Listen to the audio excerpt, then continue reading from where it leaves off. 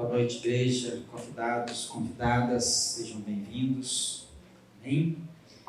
Nós estamos aí no nosso 6º dia de consagração. Estamos falando de sobrenatural, mover profético, sobrenatural. O que é isso? Que venha a ser isso. É sobre isso que eu quero falar com a igreja. O que significa isso? Um mover profético, um mover sobrenatural. Abra sua Bíblia em Mateus, capítulo 4.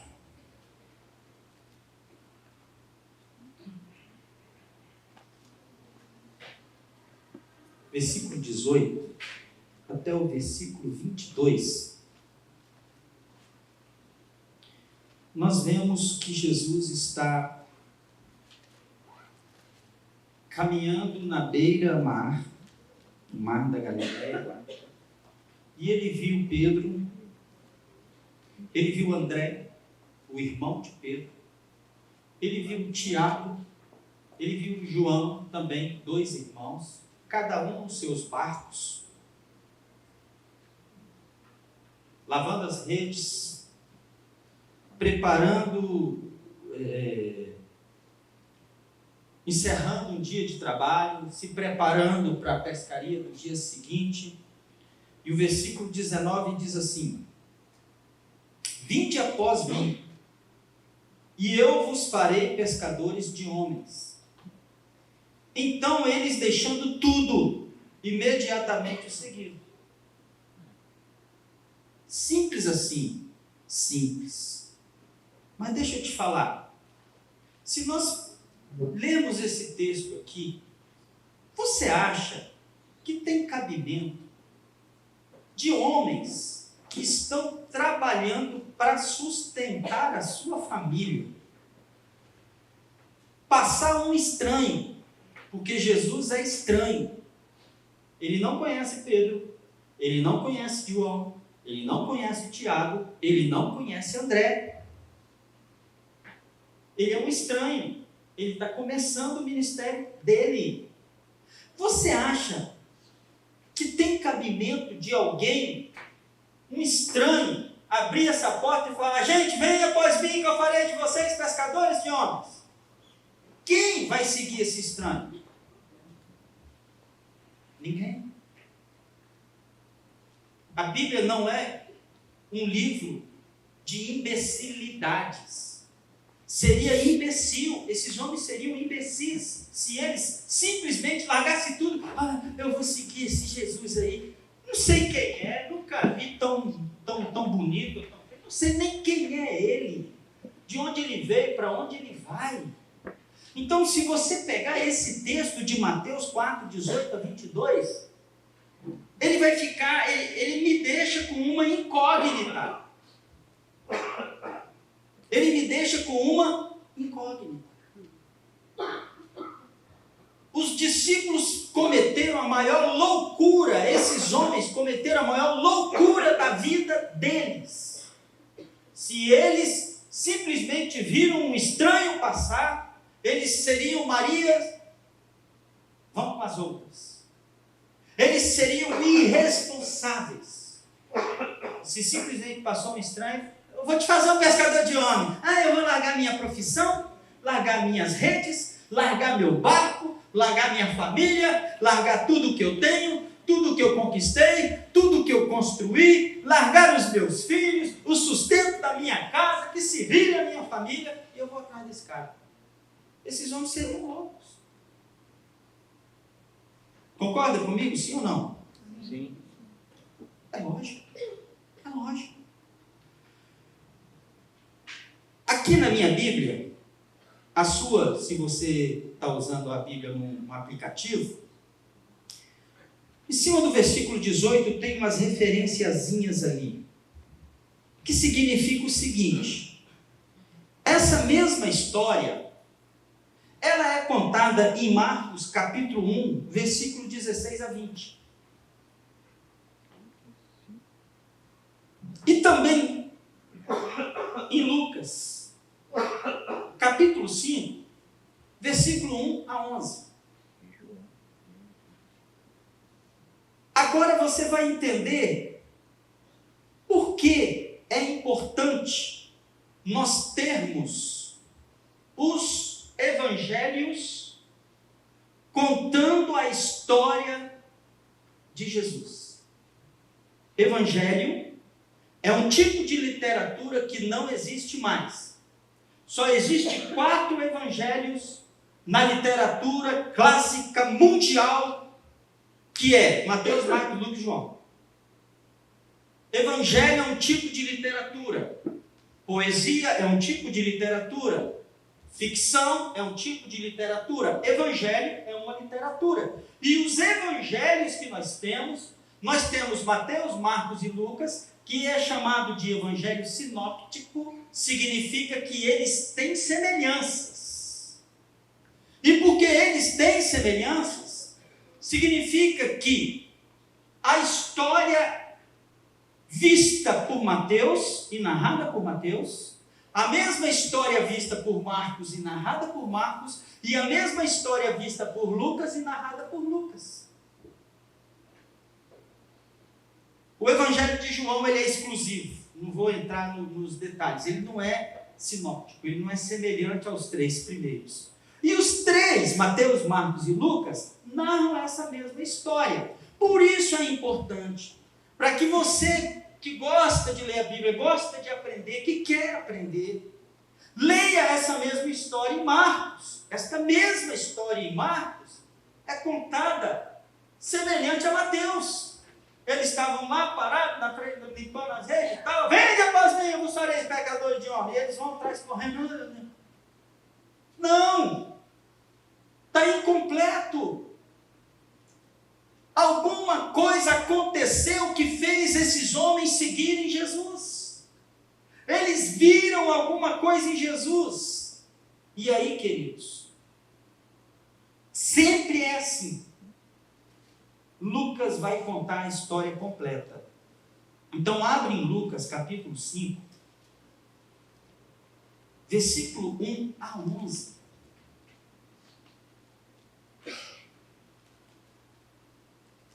A Bíblia é um livro profético. A Bíblia é um livro de fé. A Bíblia é um livro de sobrenatural. A Bíblia é um livro de milagres. Lucas vai dizer para a igreja, porque eles largaram tudo. Que impacto foi esse? O que de extraordinário aconteceu? O que de espantoso aconteceu? Lucas diz, aconteceu que ao apertá-lo, ele pregava. E agora ele está pregando na beira-mar. E aconteceu que na beira da praia, Jesus está pregando na beira da praia, a multidão começou a chegar. E aconteceu que ao apertá-lo, a multidão, para ouvir a palavra de Deus, estava ele junto ao lago de Genesareia, viu 2 barcos na beira do lago, os pescadores tinham desembarcado, lavavam as redes, isso era de manhã, os pescadores trabalharam a noite todinha, não pegaram nenhum labari, não pegaram nem o bagre, não pegaram nem o peixe. Eles estavam cansados, eles estavam com sono, eles estavam preocupados porque eles viviam, aquela era a profissão deles, eles não tinham peixe para levar para o mercado, eles não tinham peixe para vender, para levar dinheiro para casa, moeda de troca. E agora, na hora em que eles estão lavando as suas redes, preparando os seus barcos, tem um cara ali pregando. Vinde após mim, vós que estáis cansados e oprimidos, e eu vos aliviarei. Jesus, me cura. Receba a sua cura, a pessoa curada daquilo. E foi chegando gente, e Jesus foi apertando. E ele foi, daqui a pouco a água já está batendo na canela dele. E ele está se molhando, e a multidão está apertando. Ele pede. Ele vê um barco. Aí ele faz o quê? Entrou em um dos barcos que era o de Simão, o de Pedro. Pediu que o afastasse um pouco da praia. Jesus já estava cansado. Ele sobe no barco e diz para Pedro: companheiro, dá para você remar esse barco um pouquinho? Me coloca ali mais ou menos uns 3, 4, 5 metros de distância dentro d'água, para ninguém entrar dentro da água. Eles não vão entrar dentro da água, para que eu possa pregar. E Jesus fez do barco de Pedro o seu púlpito. E o Pedrão ali, segurando o remo, controlando tudo e ouvindo Jesus pregar. Pedro ficou impactado, ficou maravilhado, ele ficou assombrado. Você imagina, tem gente que vai pregar, você fica assim, ó, tem pregador que eu vejo pregando, que eu caio o queixo, meu Deus, como fala bem, que unção. Eu imagino o próprio Jesus Cristo ministrando, e aquilo foi tremendo, e Jesus pregou, e Jesus falou, e Jesus ministrou, e Jesus ensinou, e Jesus curou. Quanto tempo se passaram? Vamos colocar aí 1 hora, 1 hora e meia de sermão, 2 horas. Quando acabou de falar, versículo 4. É isso que é onde eu quero chegar. Quando acabou de falar, aquele pregador que falou: por favor, companheiro, dá para você me emprestar seu barquinho? Rema ele um pouquinho, deixa. Claro, Senhor, claro. Tinha um respeito pelos pregadores. O que mais tinha naquela época era gente pregando. Jesus era mais um. Mas agora Jesus, que acabou de falar, ele sai do barco e ele não pede. Ele manda. Pega o seu barco, vai para o meio do lago, na parte mais funda, e joga as redes. Pega o seu barco, vai com ele para a parte mais funda do lago e joga as redes. E Pedro diz: nós pescamos a noite toda, não pegamos um peixe.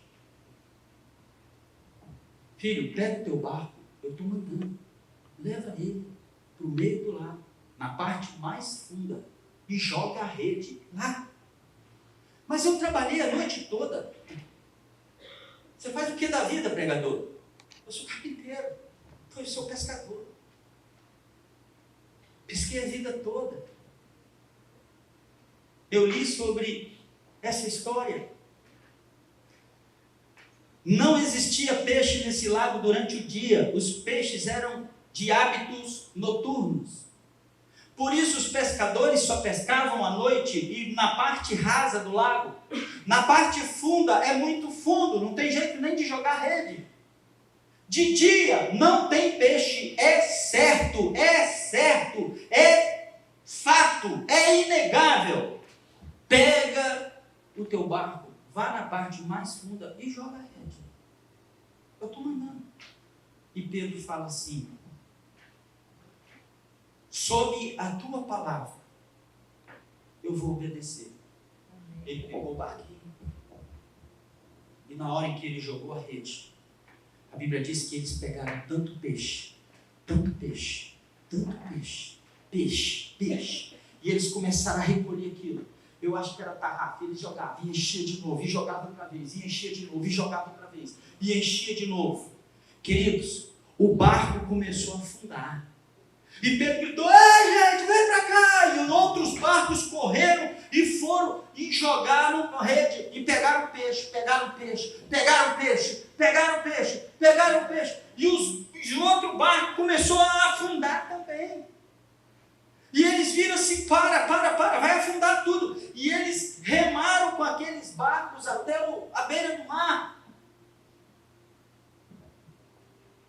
E na hora em que chegou na beira do mar, todo mundo assombrado, todo mundo maravilhado, todo mundo: que é isso? 10 horas da manhã, 10h15 da manhã, nunca vi isso na minha vida. Os pescadores mais velhos nunca vi isso.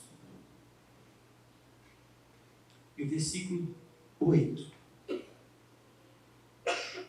E Pedro, vendo isso, vendo o quê?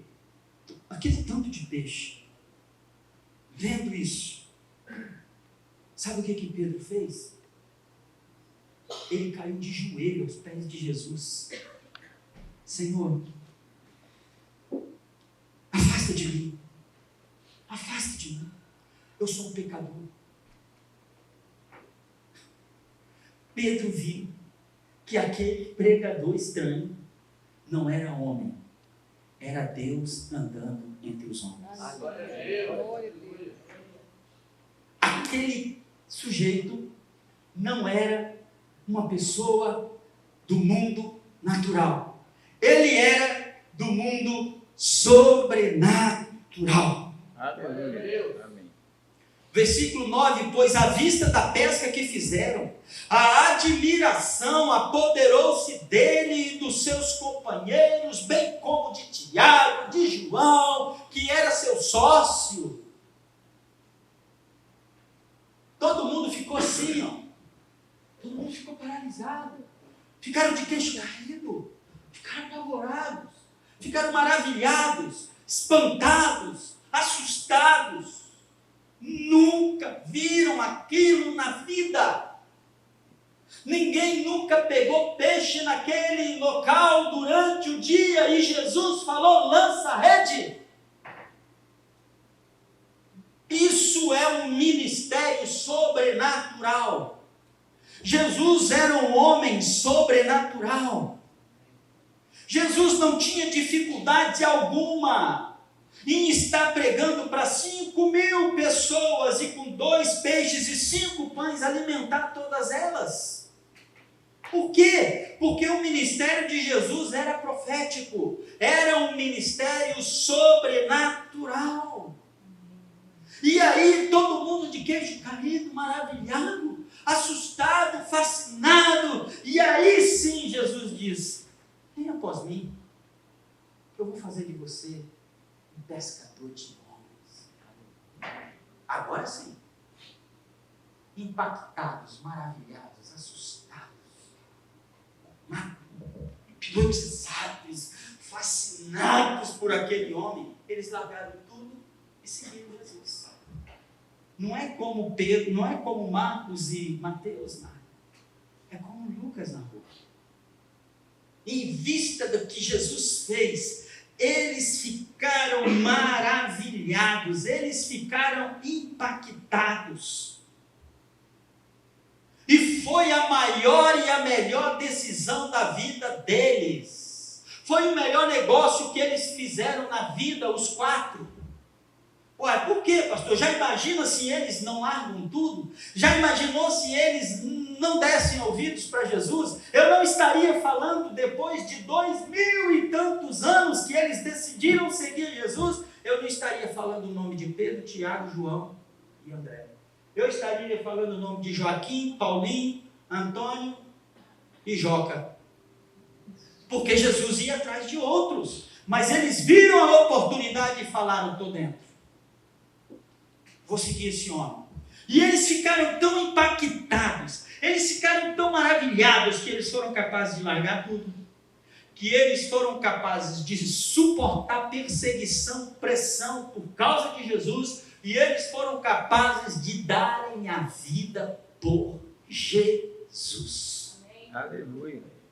Queridos, todos nós, crentes, estamos aqui servindo a Jesus, porque um dia nós tivemos uma experiência semelhante a essa com Deus. Sim ou não? Amém.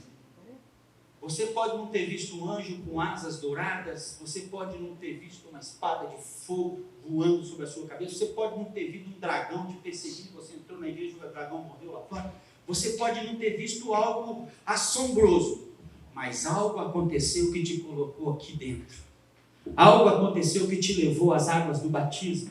Algo aconteceu que você se transformou, se tornou um novo homem, uma nova mulher, uma nova criatura. O que significa isso? Significa que todo homem tem um encontro com o seu Criador. O encontro que Pedro, Tiago, João e André tiveram com Deus foi através de Jesus, na beira do lago, quando eles ficaram maravilhados, quando viram aquela pesca que Jesus ordenou que eles fizessem. Todo homem, todo crente precisa ter uma experiência com Deus, uma experiência, um encontro com o sobrenatural, com o divino, algo que vá deixá-lo maravilhado, impactado, algo que vá deixá-lo paralisado, algo que vai impulsioná-lo, algo que vai motivá-lo, algo que vai impulsioná-lo. E é por isso que nós estamos orando nesses dias de consagração. Hoje é o 6º dia. Nós queremos ser uma igreja que as pessoas tenham encontros com Deus. Amém, gente? Amém. Lendo esse texto, eu me lembrei de Daniel, capítulo 5. Abra sua Bíblia em Daniel, capítulo 5, que tem a história do neto de Nabucodonosor. Nabucodonosor foi rei na Babilônia, o filho dele, Nabonido, assumiu, ficou pouco tempo no trono, e o neto de Nabucodonosor assumiu o trono. E nessa brincadeira, já se passaram mais de 60 anos. Daniel foi cativo na Babilônia, ele foi levado cativo na Babilônia. O cativeiro babilônico durou 70 anos, 72 anos mais ou menos, que foi a profecia dada. E mais ou menos no ano 60º, 62º, 62, 63, aconteceu isso aqui que eu estou falando com vocês.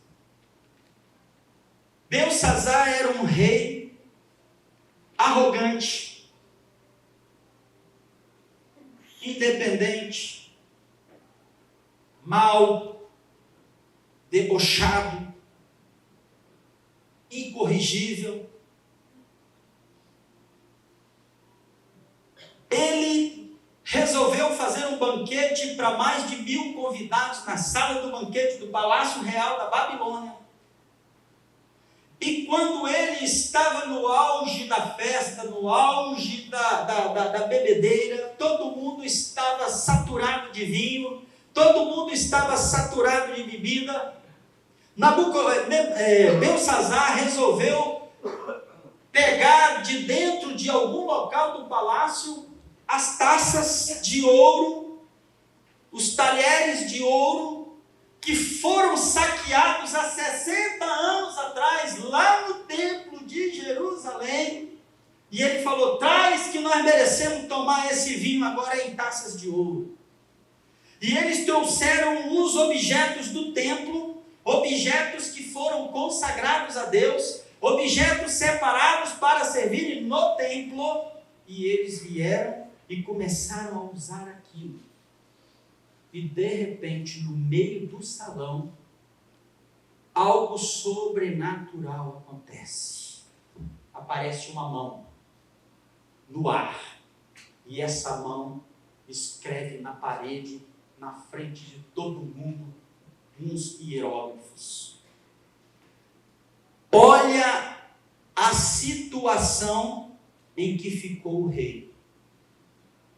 Daniel 5:5, no mesmo instante apareceram os dedos de mão de homem e escreviam diante do candeeiro na caiadura da parede do palácio real. O rei viu os dedos que estavam escrevendo. Quando o homem ou a mulher tem um encontro com o sobrenatural, com o divino, acontece o que aconteceu com Pedro. Ficou maravilhado, caiu de joelho aos pés de Jesus. Olha, eu sou pecador, afasta de mim. Olha o que aconteceu com o rei arrogante, soberbo. Olha o que aconteceu com o soberano, com o grande Belsazar, neto do grande Nabucodonosor. Então se mudou o semblante do rei. O que é isso, pastor? Meu irmão, ficou pálido, igual defunto, ficou branco, igual uma vela, assim. Mudou o semblante do rei. Seus pensamentos se turbaram.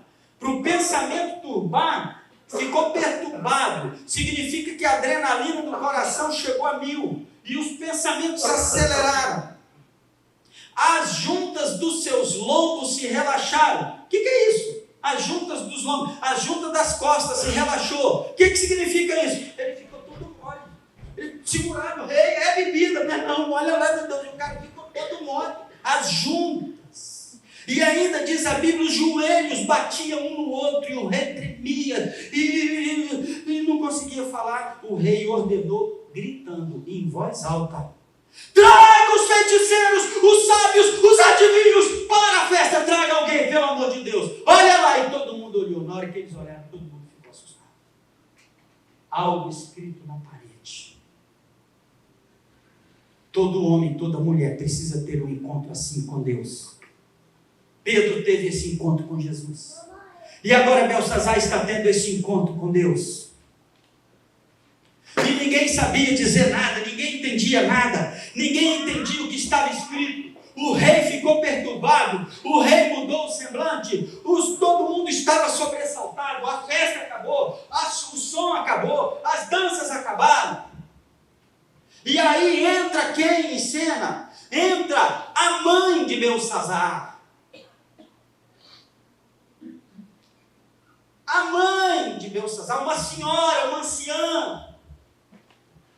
Aqui nesse capítulo 5, Daniel está com mais de 65 anos de idade, deve estar com 70, 75 anos.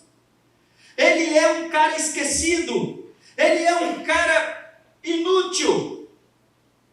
E essa mulher entra, versículo 10, diz: ó rei, não se perturbe, nem mude o teu semblante. Versículo 11, no teu reino tem um homem. Esse homem tem o espírito dos deuses santos. Nos dias do teu pai se achou nele luz, inteligência, sabedoria, como a sabedoria dos deuses. Teu pai, Nabucodonosor, constituiu esse homem como chefe dos magos, dos encantadores, porquanto espírito excelente, conhecimento, inteligência, interpretação de sonho, declaração de enigmas, solução de casos difíceis, se acharam nesse Daniel, a quem o rei teu pai colocou o nome de Beltesazar. Chama Daniel, que ele resolve esse problema. Um homem esquecido, Daniel, largado, inútil. Aquela escritura na parede. E a rainha mãe, a anciã, diz: tem um homem, cujo espírito dos deuses está sobre ele, os deuses santos. Tem um homem com inteligência, conhecimento, luz, entendimento, revelação. Tem um homem com capacidade de solucionar casos difíceis. Meu Deus. E esses homens estão aqui hoje, essas mulheres estão aqui hoje. Você recebe isso, amém? Há sobre você a capacidade de resolver problemas difíceis. Há sobre você o espírito de inteligência, de revelação, de conhecimento, de luz, de discernimento, de entendimento, de sabedoria. Amém, igreja? Amém. Eles trazem Daniel. Belsazar diz para ele assim: eu vou fazer de você o terceiro homem no meu reino. Eu o primeiro, o príncipe regente, o meu filho o segundo, e você o terceiro em autoridade, se você me disser o que está escrito. Não só isso, eu vou te dar ouro, vou te dar diamantes, eu vou te dar prata, eu vou te fazer um homem bilionário, se você me disser o que está escrito ali, ó.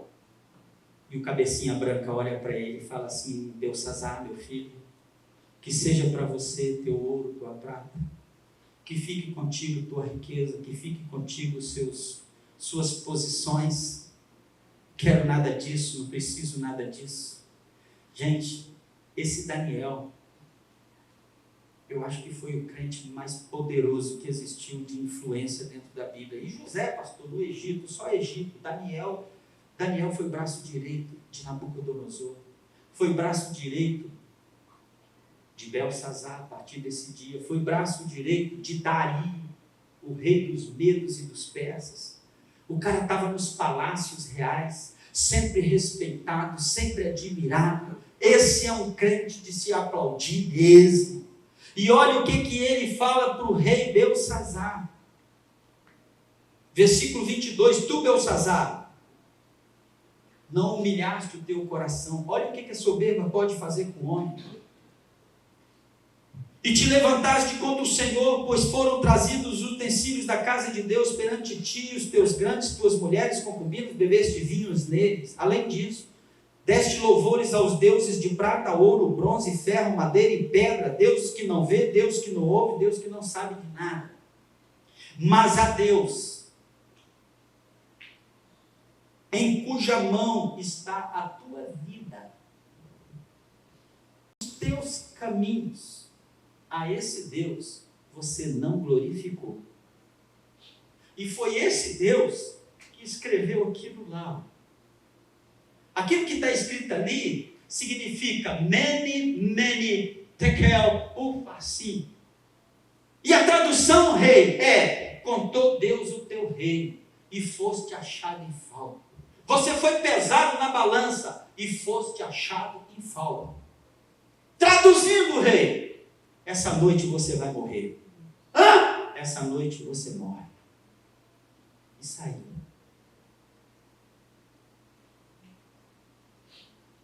Naquela mesma noite, versículo 30, foi morto Belsazar, rei dos caldeus, e Dario o Medo, com cerca de 62 anos, se apoderou do reino.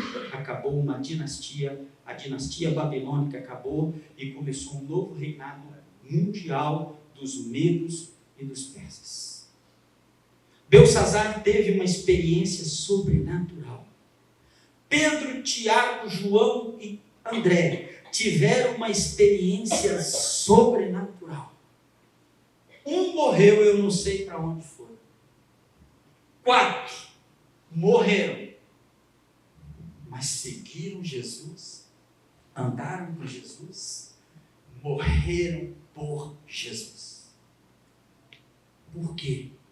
Porque eles foram impactados com o poder de Deus. Foram impactados porque eles tiveram um encontro com o sobrenatural, com o divino. Eles tiveram um encontro com a glória de Deus e eles ficaram maravilhados, fascinados, impactados, tocados. Isso impulsionou esses homens. Não impulsionou Belsazar. Não sei se ele se arrependeu. E olha o que Deus fez por aquele homem. Olha o que Deus levou aquele homem a ter oportunidade, porque tinha um Daniel ali para instruí-lo e ele simplesmente esqueceu, abandonou, largou, ignorou o grande profeta que estava no seu reino. Dario vem depois Dario assume, e Dario não é tolo. Ele nomeia 3 grandes homens para controlar todo o reino, e ele comandar os 3 homens. Um dos 3 é Daniel. É Dario que fica aflito, que Daniel é jogado na cova dos leões. É Dario que vai na porta da cova dos leões e diz: Daniel, você está vivo? Ele disse: estou vivo, rei. Dizem que os leões não comeram Daniel porque ele não tinha cheiro de carne, ele era um homem de oração. Carne passava longe daquele homem, ele era um homem espiritual. Uma igreja que se move no sobrenatural, uma igreja que se move no profético, uma igreja que se move debaixo do poder de Deus. Coisas como essa que eu narrei acontecem. No secreto, no seu trabalho. E eu quero te desafiar: quantas vezes Deus fez algo por você, quantos livramentos Deus proporcionou, quantas situações Deus te livrou, quantas portas Deus tem aberto, quantos milagres Deus tem feito. E Ele vai continuar fazendo mais e mais e mais e mais a cada dia. Aleluia. Amém? Vamos ficar Amém. em pé.